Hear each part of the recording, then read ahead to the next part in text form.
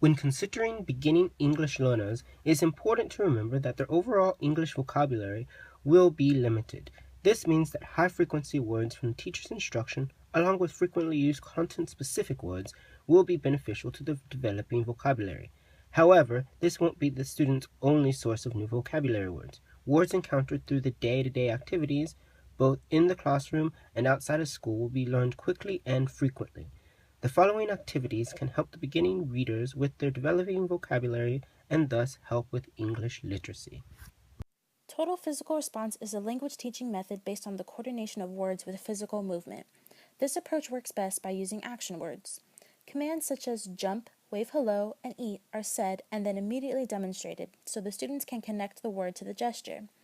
The students will learn vocabulary words by watching, imitating, and responding to the teacher's commands. These commands will gradually become more complex as the student progresses. A great game to play that incorporates TPR is Simon Says. All students start the game standing up.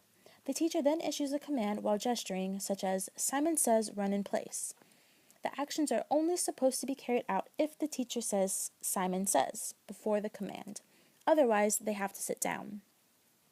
There are 3 reasons why TPR and Simon Says are great useful activities for beginners. 1. The actions show to the students physically what the word means.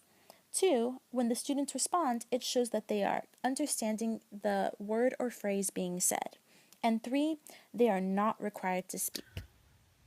While the internet is a great place for students to gain information, they will come across words that they may not know. There are several tools that aid students with this problem and allow them to fully use their internet resources. Some tools, such as Vocabulary, turn words on a web page into hyperlinks that go to a dictionary. This allows the students to look up the meaning of an unknown word without exiting their web page. There are also numerous translator websites such as translate.google.com and babelfish.com, which can translate between different languages. Word cards, or as we may know them as flashcards, are another useful method for students to remember words that they already know the meaning of. Creating cards is relatively easy. Students can write the English word on one side of the card and put an image or drawing, definition, or translation on the reverse. The words can be personalized for each student's needs and interests, along with any content-specific words that the student may need to know. Since they're small, cards can be kept with the student and reviewed when time permits or as needed, and replaced with others once mastered. Finally, other activities stem from the cards once basic meaning of the word is achieved, such as sorting the cards by definition, grammatical type, or alphabetically. Reading aloud to students of any grade level is one of the easiest, most important strategies for beginning vocab learners. By purely listening to someone read aloud to them, English learners are gaining exposure to many different kinds of genres, such as stories, poems, essays, and articles. It also helps them to become more familiar with the sounds of the English language, as well as help students to understand the organization and flow of the language. When working with beginners, try and choose short selections so that they do not feel too overwhelmed. It is also best to choose topics that they are familiar with. You want to try and build a student's prior knowledge on the reading by discussing the title or main ideas. This is called building background, and it has been proven to promote vocab acquisition. Read the same book to your students again from time to time.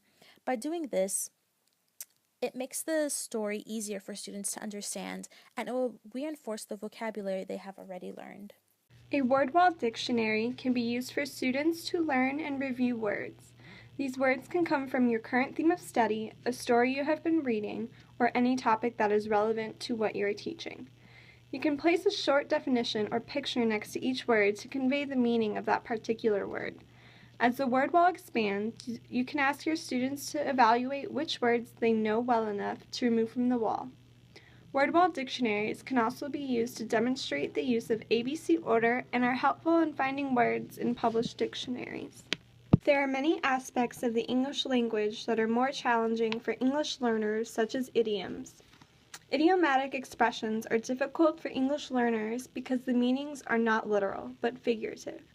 One approach is to discuss idioms as they come up in reading material, instruction, or conversation. A good starting point in reading material are the Amelia Bedelia books by Peggy and Herman Parrish. These books illustrate humorous situations in which the main character, Amelia, interprets various words and idioms literally instead of figuratively.